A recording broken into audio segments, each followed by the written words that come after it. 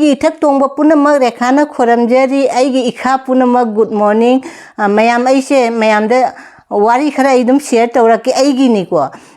aise jam handak se icha se chawthok puna loire ba ko aigi voi chenga se aina ayuk to onna jeng badane aidi kaino ne humbuga nipan 68 oiram meba kam wo chi handak thamani se hengal leiba ai je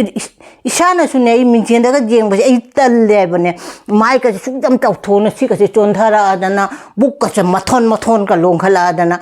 jumda mathon oidara ai gi buk ta mathon oi leira ba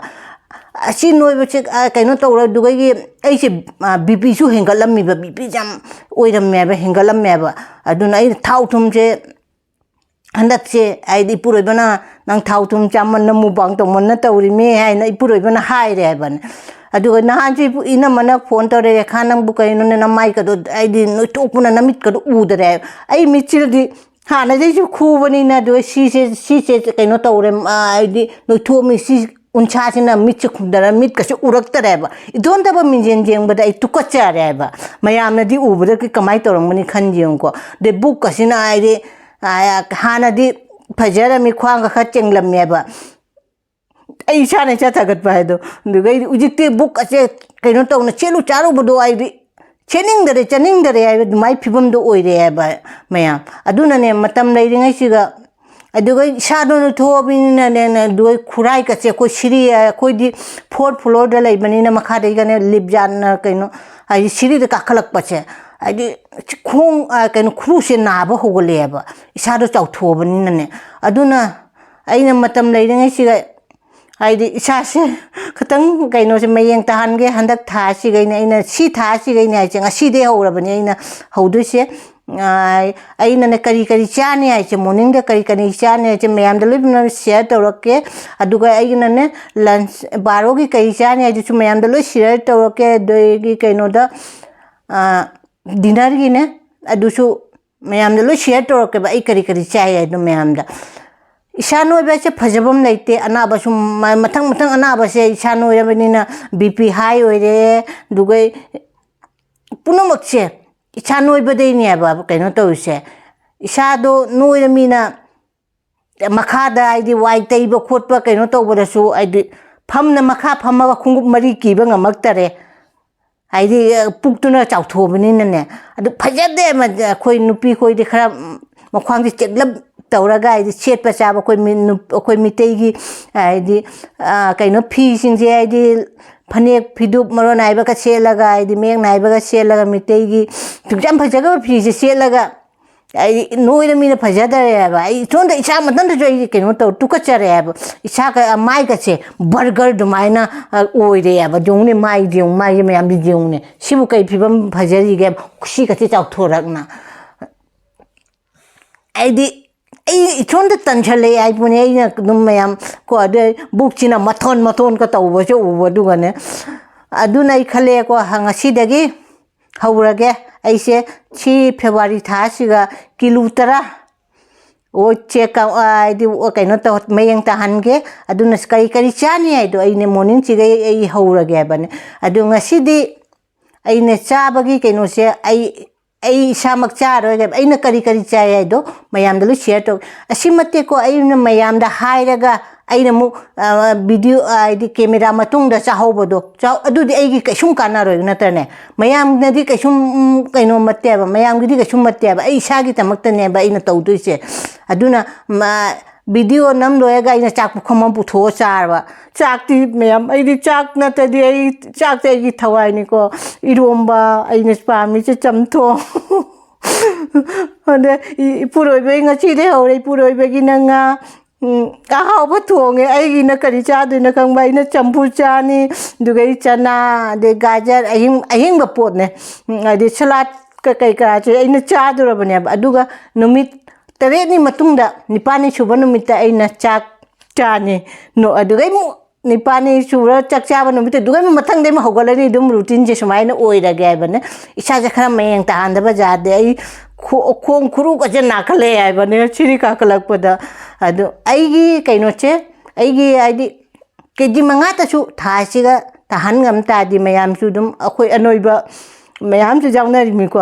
khoi ju num mayam de dum ai gi dum follow to bai gi dum tau ja ne ba na tan ai hana jeng gi adu mayam da ai haira ke ai gi ke ai di ngasi aina ayuk to on bada 68 weight oirame adu jam hengalam me ai bane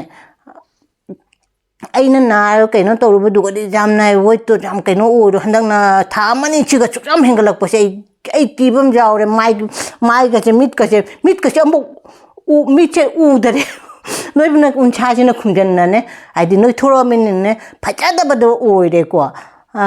asini aina mayam da kainom share tawrake mamangi mubang da aina hai gi do adu ngasidagi haurage aina kari chai ai do punamak che si video si ga ne mathang ai do buna ngasi di cha ro ge mubang de tawro ge ba ai cha do mayam do ulage mathang dagi ai dum ne nuti gi ai di thasi mai kaino se tawge ai di follow tawge ba ne rule se kari cha do na che mayam do su loi share tawrake aina cha ba punamak ashi hairaga chiga dum thamage matang morning de kai chai no dugai di lopino mai dum si video chapa ge mayam ai se breakfast se sumai na yo ina sumai chara ne ai bai khara ni se thau tum cha roi a hau ba chaning ba ai di aina jamna chaning ba idom ba kai kra da cha ro handak ti khara ni se sina breakfast ki ni ko beet root leire kabli chana dugai muk de mapum do tingba ni dugai chana si so tingba gajar dugai phadigom jerum mapum mama dugai gi ne nibu do si che khoi thum kalani mak to ai di kai hai kalani mak simite ron da kenum hai bane kaw gore asi oina dum chara ne ba breakfast se ising glass ma thakani achaba aina breakfast ki se ai di loipuna ma hapchal le chana atingba kai ga loipuna ma gajar nungje do adugane siga thumne kala namak to khatang hapchalle asi ngasi gi breakfast oina dum charani good afternoon mayam ngasi gi ne baroda aina kari chaya da mayam da dum ulage share taurage mayam china na aina baro gi chana bai ni ko hawai ama thonge amana champut ama taure gajar ga beans ka dugai ne gajar se singjita oina dum chitle beet root se asisu singji chile khamen sembi leire phadigom leire asiga thabi su hapa jai gajar aidi salad ki do semba do loi pno chaba jai ko ai gi di ne chigai nibu su hapa jai adu ai semak tare ambati lau su hapa jai semak tare adu ne ai se ne athumba su cha roi ge to bane chini dugai di ai di changang budi thakpa jai changang do chini jaw da ne chini si su isa jam chak thok bane aduna chini su cha roi thau su ne thau su ai di lik na ne thau se cha ne ba adu ngasi di sumaina dum chara ge ai di mayam si ai ina cha do mi ko ai na phammaga mayam mamang do kaino tawra ngasi di taw kaino tawroi ge ba ai na cha do mi ai na camera hairaga camera matung da chaw bode isa ge kesum kana ba phangwe ba ne asini sina baro ge ina cha do se good evening mayam evening da ina kari chaya do mayam da dum share tawrage mayam jengminar rasi evening da kari chaba ina sina aina nunthin da chana bai ni ko popcorn tengo da ma laure ai se de ising asaba glass ma laure cha su tha aroi coffee su tha aroi asmaina ai di chini si su isa jam chau thoi hai ba thau ga chini ga se aduna sumaina charani dungdang di kaisum charoi si charaga ai se wangang ba ga thok tare cha jaw de na tori mare mayam asi hai raga ai dum charage si video chapa ge bye